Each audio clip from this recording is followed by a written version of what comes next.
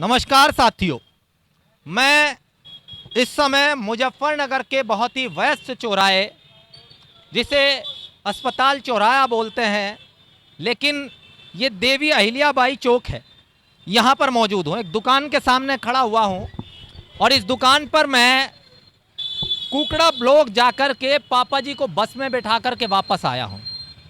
क्यों आया हूँ वो थोड़ा सा मैं आपको बताना चाहूँगा। मैं आज सुबह सरकारी अस्पताल में आया था। ये जो बराबर में जहाँ मैं खड़ा हुआ हूँ सरकारी अस्पताल है, यहाँ पर आया था। कारण था अस्पताल में आने का कि पिताजी को कई दिनों से खांसी चल रही थी और उसके बाद लगातार बुखार चल रहा था। मैं कई जगह दिखा चुका था लेकिन बुखार कम नहीं हो रहा था। तो मुझे डॉक्टर्स ने और जो कई ऐसे लोग हैं परिवार में से, मेरे चाचा ने और सब ने कहा कि ये हो सकता है भाई टीबी के लक्षण हो।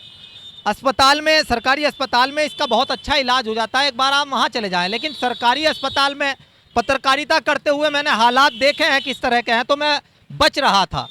लेकिन जब चाचा ने और सब ने कहा तो मुझे आज आना पड़ा। सबसे पहले वही 1 रुपये की पर्ची बननी थी, तो इस दुकान पर खड़ा होकर वीडियो क्यों बना रहा हूँ। अब 1 रुपया नहीं मिलता है। अब या तो पैसे जैसे पैसे खुलाने के लिए, छुट्टे कराने के लिए मैं 1-2 जगह गया तो उन्होंने मना कर दिया, नहीं है, फ़ोन पे से 1 रुपया कैसे दें।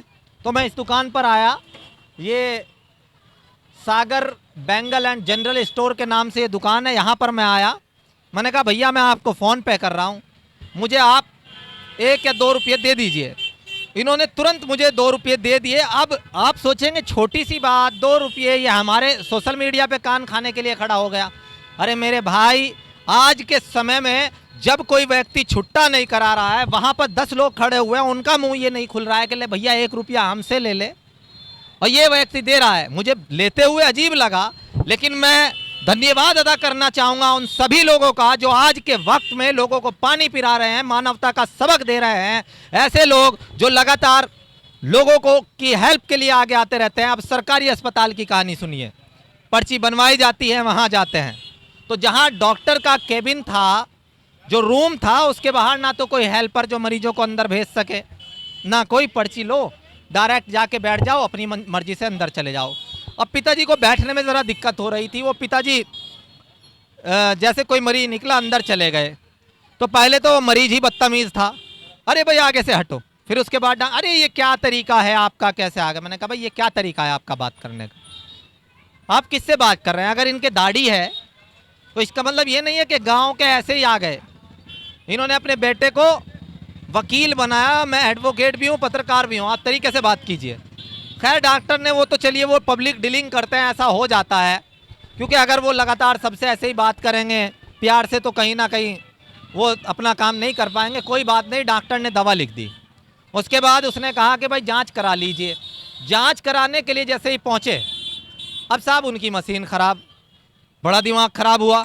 उन्होंने कहा भैया मोरने होगी। मुझे जैसा मैंने सरकारी अस्पताल के बारे में सुना था, बिल्कुल वही अनुभव मुझे हुआ कि यार यहाँ इतने लोग, गरीब लोग, सरकार तो इतना कुछ कर रही है गरीबों के लिए, और ये लोग पलीता लगाने पे तुले हुए हैं। सरकारी अस्पताल में ऐसी ऐसी सुविधाएं सरकार ने दे दी है, बहुत शानदार, लेकिन उनके व्यवहार से पलीता लगता है। फिर एक अतुल नाम का लड़का आया, उसने मुझे पहचान लिया या क्या, उसने कहा भैया दिनेश नाम का लड़का आपकी जाँच कर देगा, आप वहाँ चले जाएँ।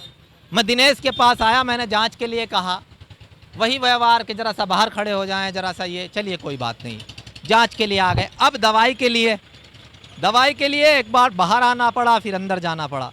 लेकिन सरकारी अस्पताल में तमाम सुविधाएं होने के बाद मुझे एहसास हुआ, आज ये सफ़र तय करने के बाद एहसास हुआ कि वास्तव में सरकार पूरी सुविधाएं दे रही है, लेकिन उन सुविधाएं देने के लिए, और मुझे बताया गया कि अगर टीबी का कोई व्यक्ति है तो उसको 500 रुपये महीना सरकार कुछ खाने पीने के लिए देती भी है, हफ्ते में खाने पीने के लिए, और 500 रुपये भी देती है। सरकार की योजनाएं कितनी शानदार हैं, लेकिन सरकारी या तो व्यक्ति उन्हें डकार जाते हैं, या लोगों तक ये योजनाएं नहीं आती, या उनका व्यवहार इतना खराब होता है कि लोग आना ही पसंद नहीं करते।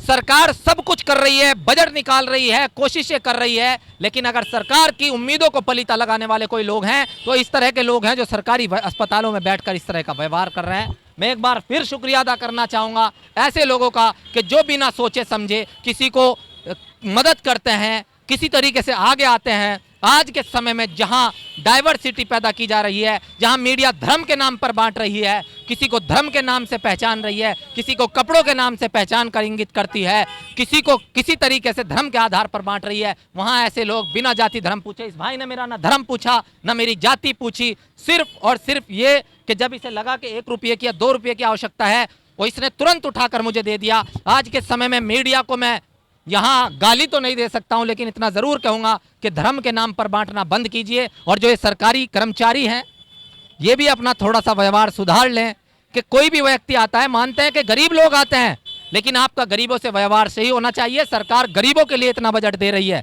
न कि आप लोगों के खाने के लिए या आपकी तानाशाही के लिए दे रही है। इसी तरीके से बेबाकी के साथ दिखाता रहूंगा, बस आप आगे बढ़ाते रहें। जुड़ रहीएगा मेरे साथ में, शाहीम हसन। परफेक्ट खबर, आपकी आवाज आप तक।